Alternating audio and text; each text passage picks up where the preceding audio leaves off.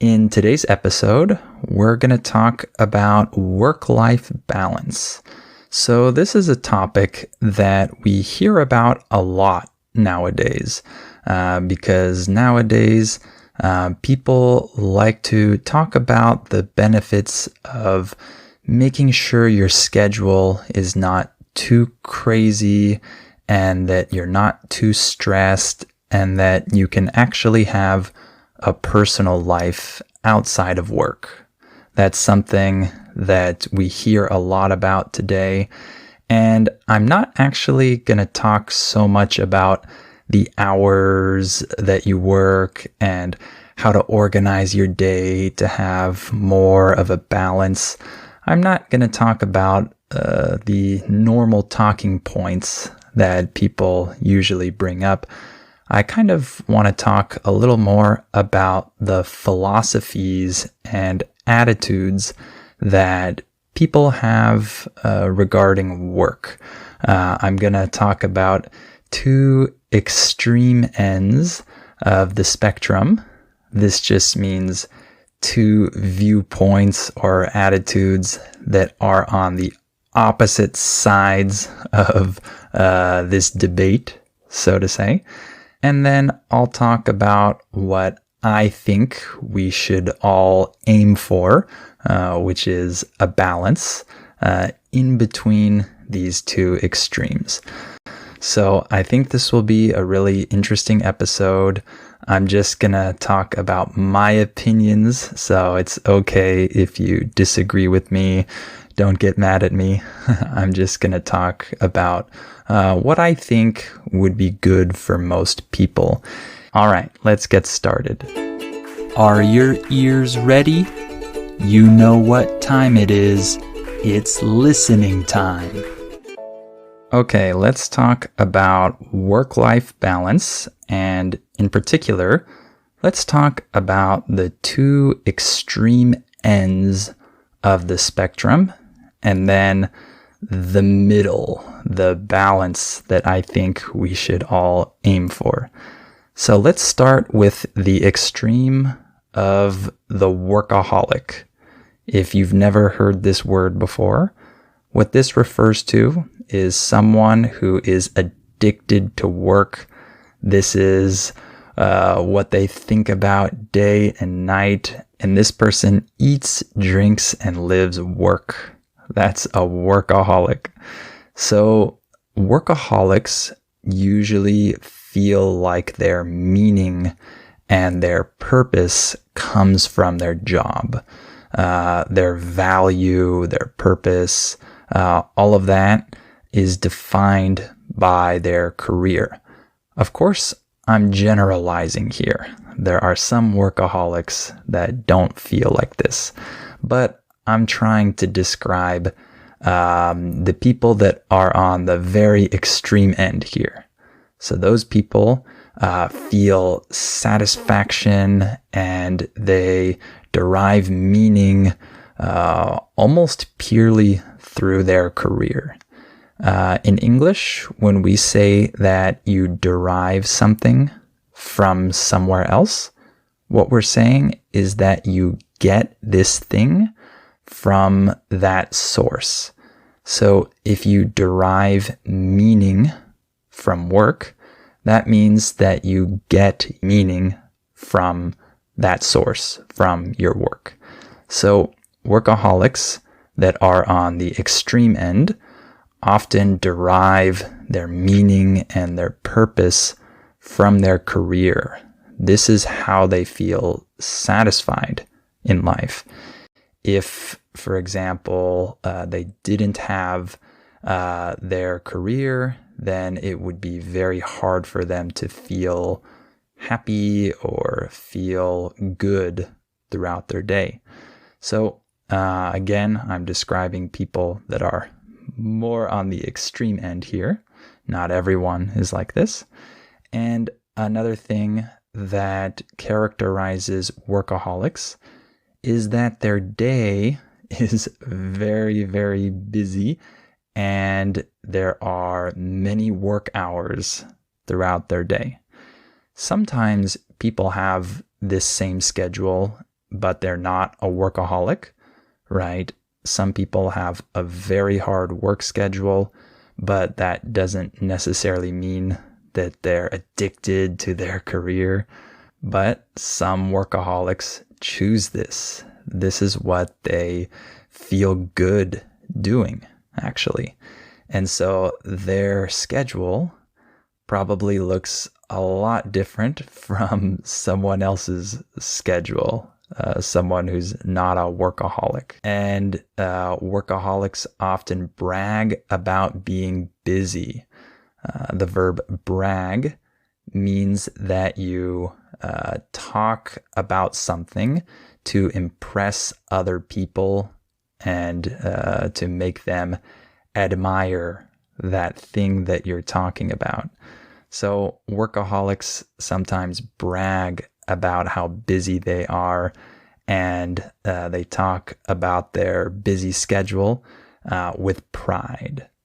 So workaholics have these different characteristics if they're more intense workaholics. Not all of them would agree with all of these statements, but again, I'm just trying to paint a picture of one end of the spectrum, the end where people are very addicted to their work. And I think that workaholics have some very good qualities. I really admire people that have a good work ethic. In English, we use the phrase a good work ethic to talk about someone's attitude about work that is positive, and they value being proactive and productive and industrious. That's someone who has a good work ethic. And that term industrious means that someone puts their time to good use. They produce things and work and are useful with their time. So I really like those characteristics. I like that attitude. And I think that workaholics are often people that can deal with a lot of difficulties and a lot of stress. And that's something that I need, because I'm not always very good at dealing with that. And that's another characteristic that I really admire about workaholics. However, on the other hand, workaholics can neglect other parts of their lives sometimes, and they might not be able to feel fulfilled by other things outside of work. In English, when we use the word fulfilled, we're saying that someone feels satisfied by something. So if you can't feel fulfilled by things outside of work, I think that's an imbalance. I think that we should be able to feel happy and feel satisfied even if our career suddenly ended, even if it suddenly ended tomorrow and something drastic happened. I think that if you can't find other things in life that fulfill you, then I think there's an imbalance there. So that's why I mention this as being one end of the spectrum, but not exactly where I think most people should be. But again, there are some very positive characteristics regarding workaholics. And maybe you're a workaholic, and I don't want to talk down about you because, like I said, I actually admire a lot of your characteristics. I wish I had more of that. So that's one end. And then the other extreme is someone who's very lazy, or we might say hedonistic. The term hedonistic refers to a person that is only concerned with feeling pleasure, feeling good, doing what they want, and decreasing any type of pain or anything like that, any negative, to as close to zero as possible. So obviously, wanting to experience pleasure and wanting to decrease negative things and pain is something that all of us want, of course. However, there's a certain limit here. If, for example, we are only pursuing pleasure and we neglect other things because we only want pleasure, then we've surpassed the limit.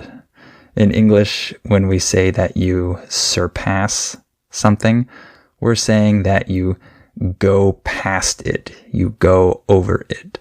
So if you're doing that, then you surpass the limit, and then it's no longer just a normal tendency of wanting to have pleasure, because we all want pleasure, and pleasure can be very good, of course. But if we are only trying to seek our own pleasure and nothing else, then of course we are only living a lifestyle that is selfish and is all about us.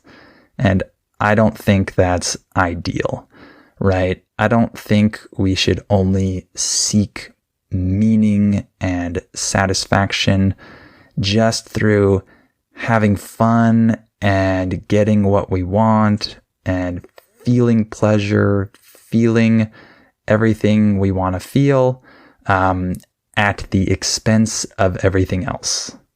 In English, when we say at the expense of something, we're saying that you are achieving the goal while excluding or neglecting or hurting that other part. So if you're only seeking pleasure at the exclusion of everything else, then that means that you're only trying to please yourself and you are living a self-indulgent lifestyle. Someone that is self-indulgent is someone that only does what they want, especially when it comes to things like being idle. When you're idle, this just means that you're not doing anything productive. You're just relaxing or having fun. So those things are good, but in measure. We don't want to dedicate our whole life to having fun and doing what we want, right? We want to be able to do things that are productive, that require some sacrifice, and more importantly, that help other people as well, and not just ourselves, right? So I think that a really lazy or a really hedonistic person needs to look outwards, I might say, look beyond just themselves and see that there are other important things in life beyond our own desires, right? And again, I think that it's good to try to have fun, to have pleasure, to relax, to seek these things out. I think that those are good things. But as I mentioned, we want to be balanced here. We don't want to only focus on that. That's when we have a problem. And so now let me talk about what I think we should aim for. What is the balance between these two extremes? Between the extreme workaholic who only derives meaning from their career and the hedonistic person who only derives meaning from pleasing themselves and feeling pleasure? What's the middle ground? Well, someone who has a good balance in between these two ends of the spectrum is someone who can experience pleasure from working and from leisure. The word leisure just refers to free time and the things that you do in your free time. So someone who is balanced can have fun, can derive meaning, can be satisfied with being productive and working and being industrious, and they can also derive pleasure and meaning and satisfaction from things outside their work, things that they do in their free time, fun things in their life, their family, right? Their friends, their faith, right? These are things that they can derive meaning from outside of the workplace, right? And so someone who has a good balance probably has some hobbies. I know that as an adult, it can feel difficult to have hobbies sometimes because life is busy. Maybe you have kids and the focus isn't always on you and the things you need to do or would like to do. I understand that. I agree with that completely. It's kind of hard to have hobbies as an adult compared to when you're a kid or a teenager. However, I still think it's good to have hobbies. I think we should find things that help us derive pleasure from sources other than work or sources other than just sleeping or doing nothing, right? So I think that it's good to have at least one hobby and maybe multiple hobbies. And I think that someone with a good balance tries to take advantage of the great places around them.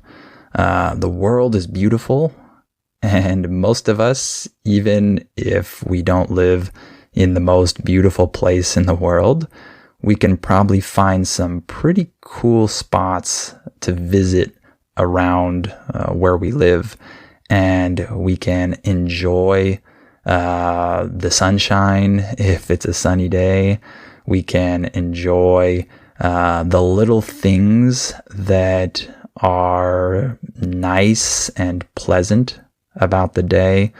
We can try to be more thankful for all the good things that we have and try to take advantage of these things and enjoy them. So that's another thing. And I think that someone with a good balance is someone who invests in other people. So we don't want to just invest in ourselves, and we don't just want to invest in our career. I think that if we invest in other people, this gives us a lot of satisfaction and meaning, and it helps other people and helps us have good relationships with other people. I think that we should focus on serving others and not just ourselves, of course. And if you're more of a lazy person, then I think what's important is to acquire a good work ethic. You might not be passionate about your specific job or one specific job, but I think that you can start to gain satisfaction from producing, from creating, from being industrious. I think you can start to value working hard because it does actually feel good when you've completed a hard day's work. It might not feel great in the moment, But once you've accomplished what you needed to do, it actually feels good. There's actually a biological response afterwards that makes us feel satisfied, feel good when we've completed difficult tasks and we've overcome obstacles and things like that. So I think that you can start to develop that work ethic. You can start to become more goal oriented and to gain satisfaction from achieving even just little goals or achieving what you needed to do that day. And if none of that really gets you fired up and happy, in English, when we say that you're fired up, this means that you're excited or emotional in a certain way. In this case, it's positive, right? Getting fired up about work. If those things don't get you fired up and motivated, then just the fact of providing for yourself and for your family, if you have one, that can give you satisfaction. Even if you don't love your job, but you can bring home the bacon, as we say. This means that you make the money to keep your family maintained. When you do that, that's also satisfying. So maybe you don't get satisfaction from your individual job that much, but maybe just being productive and providing for your family or for yourself, that can be a good start to help you value your work more.